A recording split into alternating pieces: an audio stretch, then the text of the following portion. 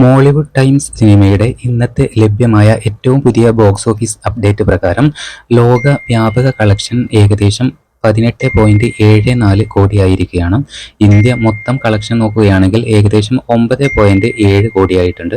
Opening day India net 1.80 കോടിയായിരുന്നു. റിലീസിന് ശേഷം ആദ്യ വാരത്തിൽ നല്ല തുടക്കം കിട്ടിയെങ്കിലും പിന്നീട് കളക്ഷനിൽ കുറച്ച് ഇടിവ് വന്നതായി റിപ്പോർട്ടുകൾ സൂചിപ്പിക്കുന്നുണ്ട്. അതുപോലെ തന്നെ ഈ സിനിമയിൽ നെസ്ലിൻ അവതരിപ്പിക്കുന്ന വിനീത് എന്ന കഥാപാത്രം സിനിമാ സംവിധായകനാകാനുള്ള വലിയ ആഗ്രഹത്തോടെ മുന്നോട്ട് പോകുന്ന ആളാണ്. അദ്ദേഹത്തിന്റെ പ്രകടനം പല റിവ്യൂകളിലും സിനിമയുടെ പ്രധാന ശക്തിയായി പറയപ്പെടുന്നുണ്ട്. നെസ്ലിന്റെ പ്രകടനം വളരെ ഇഷ്ടപ്പെട്ട രീതിയിലാണ് ആരാധകരെല്ലാം പറയുന്നത്.